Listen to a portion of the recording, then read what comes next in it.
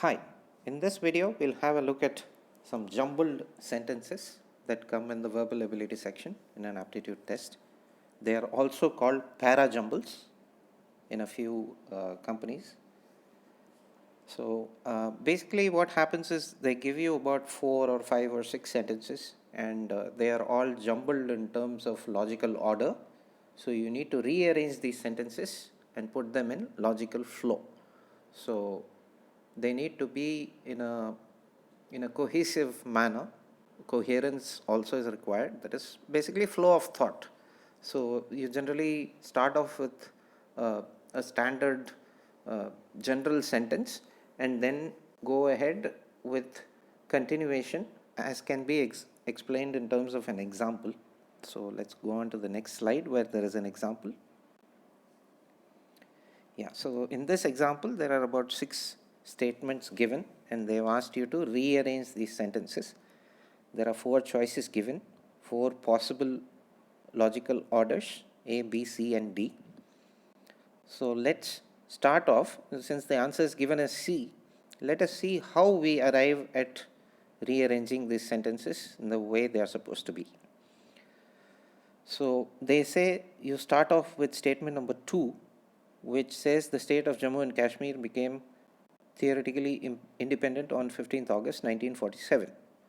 Now, as you can see in many sentences, there are years and months given. So obviously, in terms of chronology, that is time-based order, the one that comes in the previous, that is 1947 15th August, is something before October 26th or 1957. So we start off with a general statement, that is statement number 2.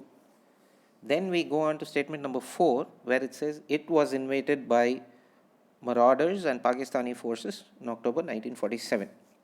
So after August comes October, but then you have the pronoun it in the beginning of the sentence, number 4. So it refers to the state of Jammu and Kashmir. So that's how you connect these 2 sentences in terms of logical flow. Then they say that you need to go to point number 3, which goes to October 26th, 1947, where the Maharaja of the state acceded to India in this particular time. Then we move on to statement number 6, which says the government of India accepted the accession. So it's pretty evident that in the previous sentence, in statement number 3, there was a mention of acceded, the Maharaja acceded to India. So the next statement, number 6, again talks about the accession. So it becomes a natural flow order. Then we move on to statement number 1. This made Jammu and Kashmir a part of India. What made? That is, the government of India accepted the accession. This made Jammu and Kashmir a part of India. So there you can understand the flow as such. Because of the accession, Jammu and Kashmir became a part of India. And then the final statement says the accession was confirmed by the people in November 1957. That is almost 10 years later. So this is how you go ahead with rearranging the sentences in terms of coherence or flow of thought. Let's have a look at one more question.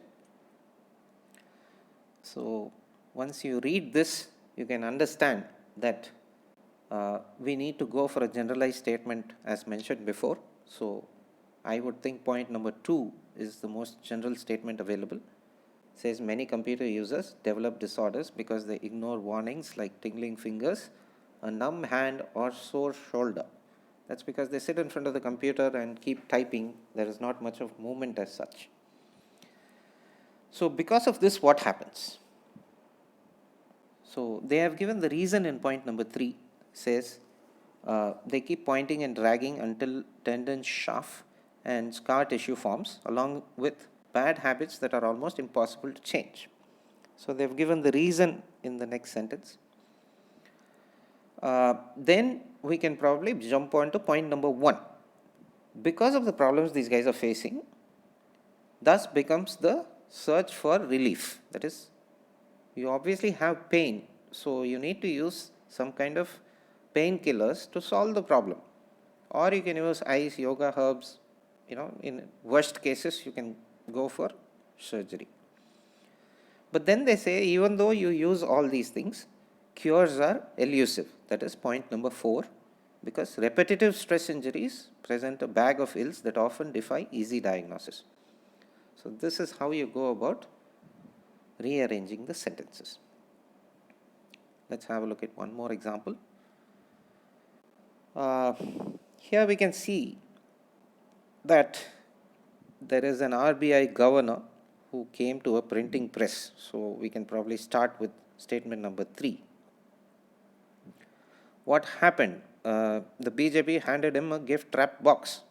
So this guy came to a printing press, he got a box. So then what did he do? He obviously opened the box. So let's go with point number 2. The unsuspecting governor opened the box in full view of the gathering.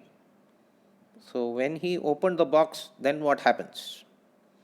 What came out was a very large garland made of currency notes. But then how were the currency notes? So we go to point number 4. There was a twist. Notes were all as tattered as the notes could get. Let's have a look at one last example on how to rearrange sentences. So I think in this case, we can go with statement number 2 as the first sentence. Dubai-based Win Gautam, who is and then we can probably go for point number 3. This guy is accused in the 50 crore before guns kickback case, as it says. And then what happened? He arrived here on Sunday. So we need to go after point number 3. We go to point number 1. It says arrived here on Sunday by an early morning flight. So this makes logical flow. Gautam, who is based in Dubai, he was accused in this particular case, and he arrived on Sunday by a flight. After that, what happens? He is scheduled to appear in the trial court by Wednesday. So you need to understand the meaning of the sentences and make sure that you rearrange these sentences in terms of coherence, that is logical flow of thought. So this is how you solve jumbled sentences problems. Thanks for listening.